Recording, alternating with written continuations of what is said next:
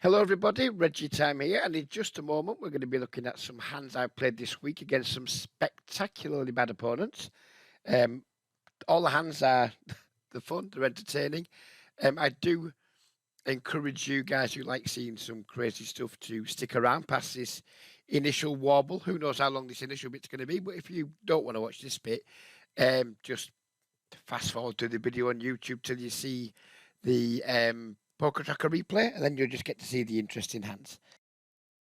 Um, Please don't forget to like and comment and all that shit. It really does help the videos, apparently. I mean, I'm not fucking seeing it in the results I'm getting on my YouTube views, but apparently it does. So just fucking do it, even if it's just to abuse me. I don't care. Just engage with the video in some way. So yeah, on to what's been happening this month so far. This is the first 11 days of the month. I started off playing 50NL, running really quite lamentably badly.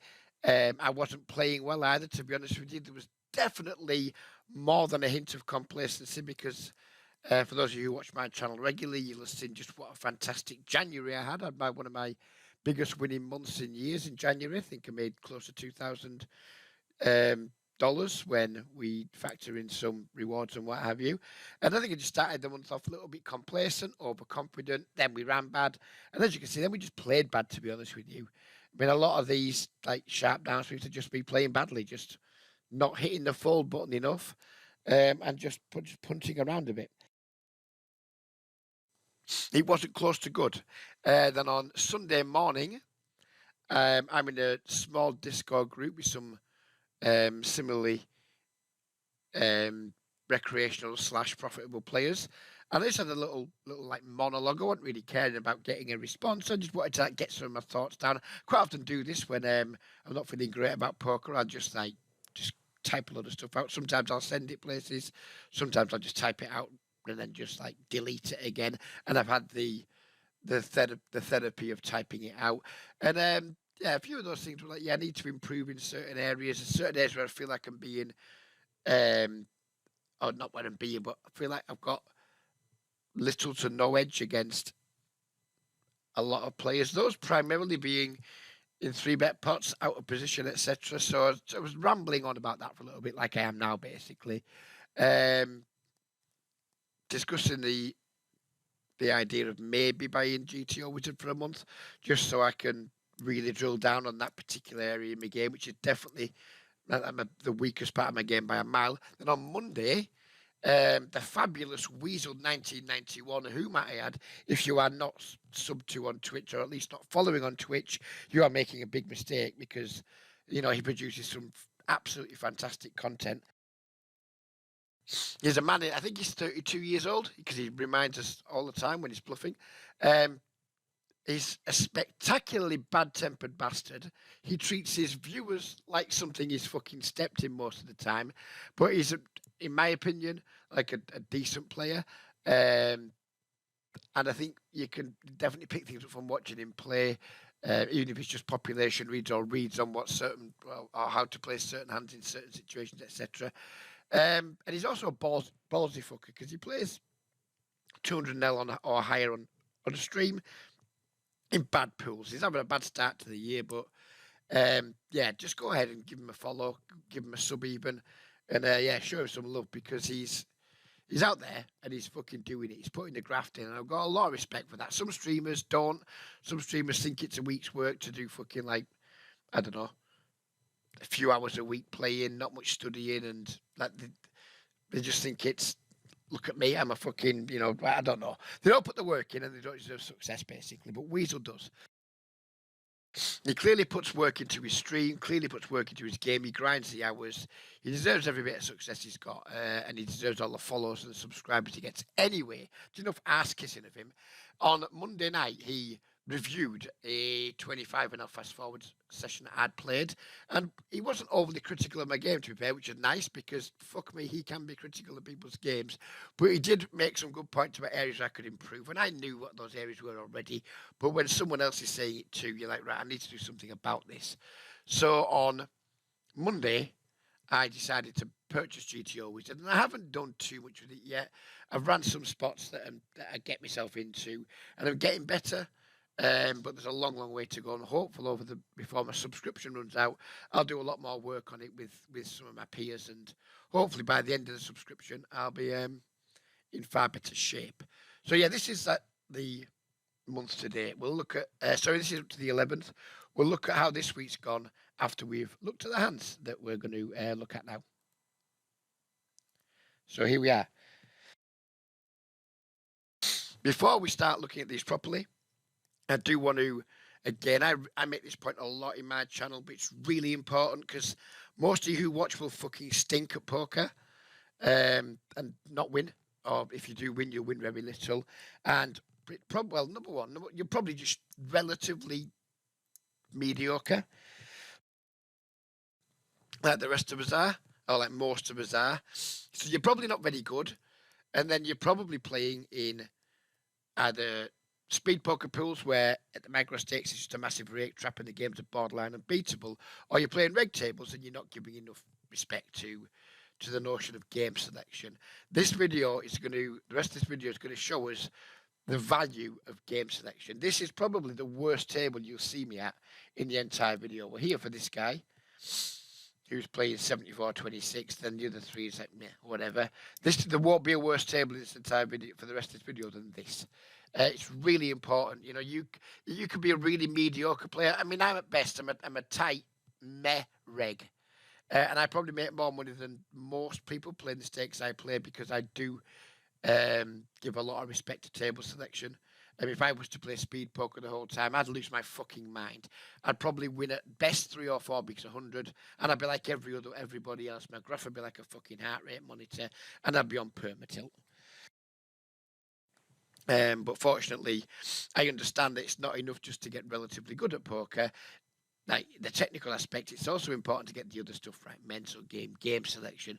Don't play when tired. There's a lot more to being a winning poker player than just like having sound theoretical knowledge. And that's why I think I probably do a lot better than most of the players in the games that I play. So anyway, yeah, let's get on with the rest of the video. We've got King Jack suited here. There's not going to be an awful lot of discussion in a lot of this. Oh, shit. Oh, right, hang on. Someone's ringing me. What a fucking surprise. It was a number I didn't recognise, so they've got royally fucked off. We've hidden the call, guys. Sorry, there's a spoiler in this one. You already know what this guy's got. But anyways, we have a tight regular opening middle position. We have a very loose whale calling the button. We squeeze it up. We could go bigger here, but I'm not that bothered. I mean, we can't continue. If this guy 4-bets, we can't continue anyway. It's going to be big enough to get him to fold out quite a decent part of his range and get me heads up against this guy. So I'm not too asked about the size being a bit small. And we're not going to overly analyse these hands because they're mostly just me versus whoppers. But yeah, this could be on the small side. But for what we're trying to achieve with the Gits Farm is trying to fold him out. And well, ideally he folds too, but if not, then we've got a very playable hand against this guy. And we do achieve second prize. First prize would have been the fold, of course. And we get ourselves an interesting flop on the King Jack 10. We've got second pair, good kicker, backdoor flush draw and a gut shot. And this guy can have who fucking... Well, we know what he's got in his hand. He's got 9 deuce suited. But he could have a lot of other stuff. He could have an awful lot of like rag ace X, etc. We check. He checks back. Turn is a 5. We continue checking. He continues checking. River is a 4. We check. This guy just bets our pot. We just call. And yeah, he shows us a 9 deuce. So yeah, just shows you again, all these hands, they're going to be nothing spectacular. They're not going to be there saying, look how fucking well I played or anything like that. They're all hopefully going to extol the virtues of game selection to you guys and really encourage you to go from being a losing break-even player to a winning player. You're going to see a lot of this type of stuff in this video. Just villains playing hands, playing ranges that don't exist, and hopefully dumping money. Here we have the 7-6 suited. See, very good table, tight regular here, then just 2 pretty big fish. We just call out the big blind. We flop trip sixes. Villain bets 1/3 pot. We raise. He calls. Turn is an 8. We bet 2/3 pot. I think we can maybe go bigger here, but just not folding a jack. But you wouldn't imagine he's folding a jack, even though we're just screaming, I've got a 6, mate, I've got a 6. He's probably still not folding a jack. Could maybe go bigger, could maybe go smaller too. Whatever. It is what it is. We chose this size. And then we hit an 8 on the river, which, you know, it downgrades our hand a little bit, but still, obviously, we have an incredibly strong hand. We bet he goes all in. And, you know, how does he have an 8? How does this dude have an 8? We are going to lose some of these pots, by the way. They're not all wins, so we might lose this pot. I don't think we're going to, but we might. But, you know, like, we check raise the flop. He's called. As to what 8 extras does he have? Who knows what? We obviously call.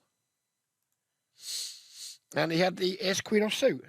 So, yeah, he called a check raise with ace high. He called 2/3 pot turn with ace high. And he shoved the river. Yeah, just you saw it yourselves. You don't need me to recap it. Yeah, game selection. Game selection, game selection, game selection. Okay, so we have the ace king suited here. 8 million limpers. Fish. Really shit regular. Really shit regular. We bump it up to 8. I'd prefer to see me go a bit bigger here, but we just chose 8. We get one caller. We get the 5/7/5 flop. We check. Villain bets. We go all in. He calls. And he had the ace jack. Boring. I'm not even sure that was made it. But again, well, doesn't matter. Crack on. That was boring. I apologise for that one. I'm real bad tickle in my throat today. So here we have fish, whale. Or even whale. Game selection again, guys. Game selection. So we've got limp, ISO, but the guy's played 80/46, so this means almost nothing. We 3-bet. He 4-bet us all in. We call. He had the 8/4 offsuit. Nice donation. Again, not pretending I'm a genius, just explaining and hopefully hammering the message home that we need to get into pots with fucking idiots, because that's how we make money at the game. We have the jacks here. We open, fish in the small blind calls, fish in the big blind folds. We flop a set. We bet 2/3 pot. I think this is probably too big, but against the fish, who cares? He calls. Turn is a 10. He now decides to go all in.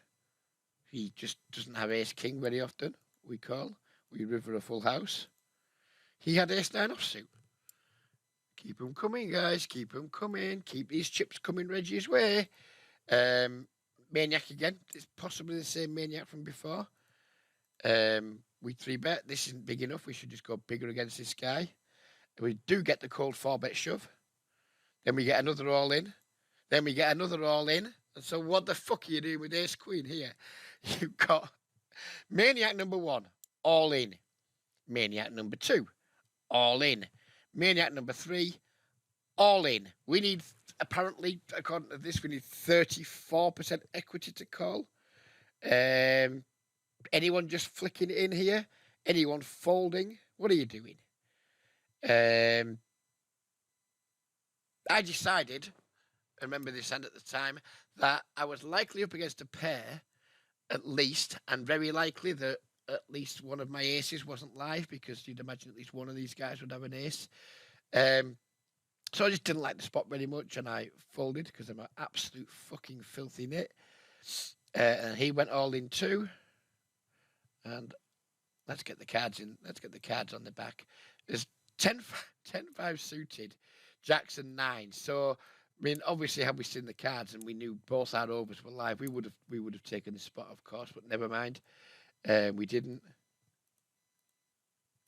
And the rest goes in on the flop, and we would have lost anyway. But yeah, that was a fun hand that we didn't lose a lot in, but you know, it's just a fun hand. With the king 10 off, we've opened. Maniac number 1 calls. Maniac number 2, min 3 bets. Call, call. Flop a 10, check. Bet just over half pot. Raise it up. Got top pair against the Maniac. Fold. All in. Okay. I guess we're all in because we don't fold top pair. We don't fold top pair, top kicker with a backdoor flush draw against these guys. We're all in. He's all in. And he's got the 6-3 suited, so close but no cigar. He turned far more equity than I was happy with. Fortunately, he bricks out on the river. Beautiful. We open the 9-10 suited. Villain calls. We flop ourselves a flush. Again, look around the table. Reg, whopper, whopper, whopper. Well, this way, not a massive whopper. I mean, in your games, you're playing speed poker. You look at this guy and think, fuck me, whale. No, not a whale. Just a bad aggressive fish. Get docked into, raise, 3-bet, call. Turn pairs the board. He's all in. What are you doing here? What are we doing now? The board's paired. We have a relatively low flush. And some guy 4-bet us on the flop. Did he 4-bet? Raise 3. No, he didn't. He 3-bet us on the flop. And now he's overbet, shoved the turn. What are we doing here? I think it's pretty obvious what we do here, isn't it? We fold. Because, you know, fine, if he's bluffing, good for him. I just don't know if he is or not. And I don't want to pay 95 big blinds to find out. When we could just find way, as you've seen already, we could find way better spots than that. And we just made a disciplined laydown. On to the next one. Loose passive fish. Bad aggressive fish, whopper. Again, not many regs around. Raise call. We have jacks. He donks. We raise. He calls. Turn top set because run like reg. Check. Bet. He's basically all in. We're all in. He's all in. Quads. Pocket sevens. Well played, sir. On to the next one. Whopper. Just sort of normal fish, absolute waste of space, and whatever he is. Kings, raise, 3-bet, 4-bet, 5-bet, call, 6-7 jack, check, bet. That's way too big, Reg, you fucking idiot. He calls, turn 10. He snap jams. We don't like the situation very much. But we call anyway because the pot's too big. And our mate had ace-3. So, yeah, whatever. Let's just recap that pre-flop action again.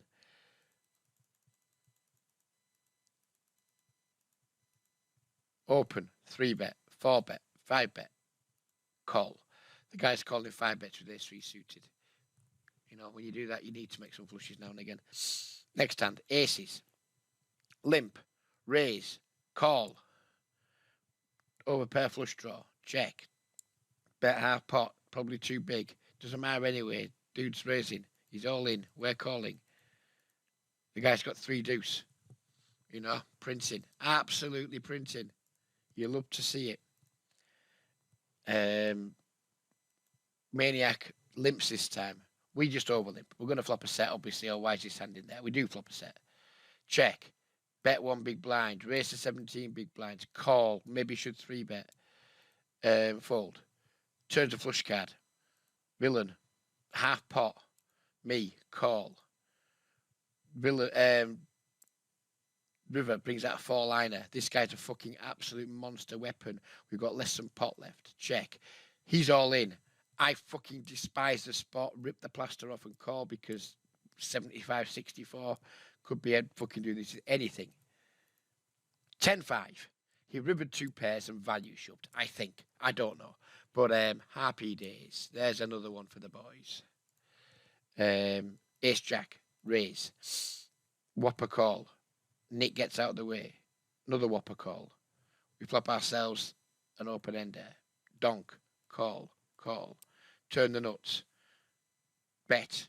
Raise. Big.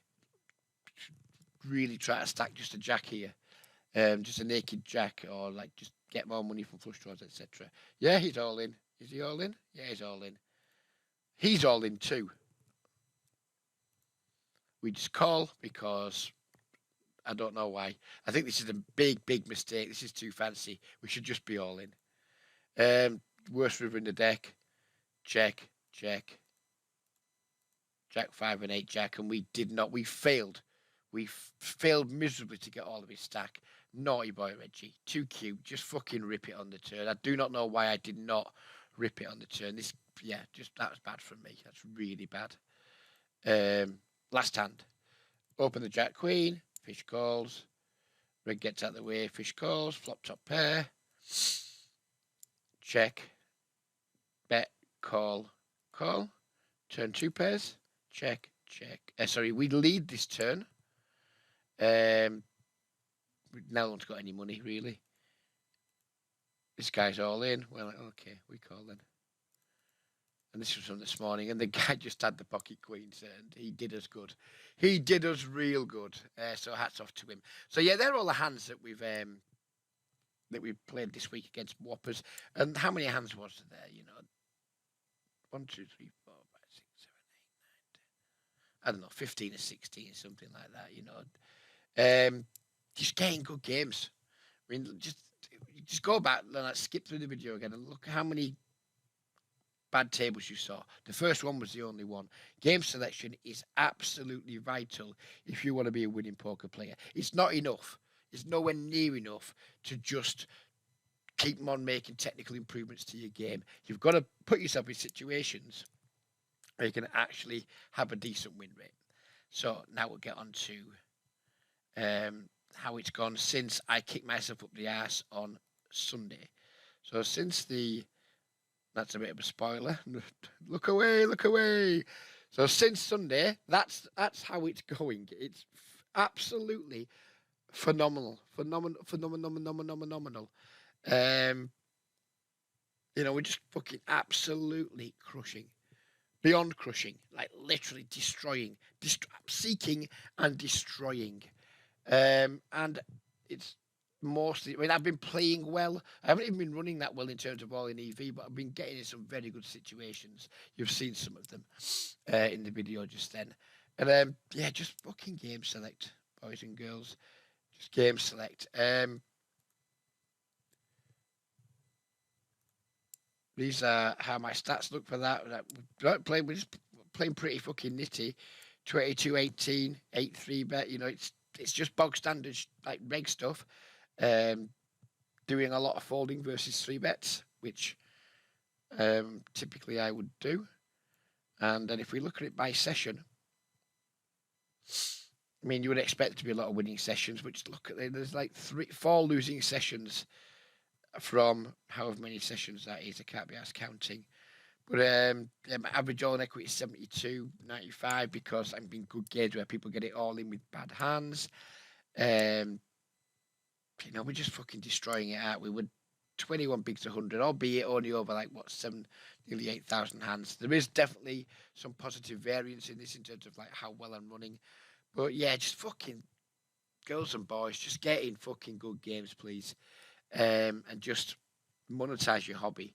Stop being a slave to the fucking to the sites and playing in the games they want you to play. And they want you to play in the speed poker games because they know no one's cashing out from them, or almost no one's cashing out. They're just playing. You're paying a lot of rake. You're paying 9, 10 big blinds, 100 rake, and the best you can achieve as a win rate, even if you're really good, is like 4 bigs 100. You're basically slave labor. Stop doing it. Go play regular. I don't care what site you're on. Just play regular tables and make sure that there's at least one very obvious profit source at the table, hopefully more. And just start enjoying your poker. Just start making more money from your poker and start doing it today. That is an order from Reg. So yeah, this will be the last video now. Next week, I think I could be wrong, but I think it's half term. So I'll be working extra hours with the young man who I support. For those who don't know, I support a young man with autism. He goes to college, and if it's half term at college, which I think it is, I do 22 hours rather than my normal 12 with him, and it'll be mostly morning work. So, yeah, there'll be no videos at all next week. I don't think. Maybe there could potential for Wednesday morning, maybe, but yeah, I doubt it. So we probably won't be back now with the video until probably somewhere close to like the end of the month review. Hope you guys enjoyed this. Hope you took something from it. Um, and yeah, as always, fuck the Tories. Fuck all that support them, and that includes you if you're one of them. And bye bye for now. We'll see you in the next one. Take care, everybody.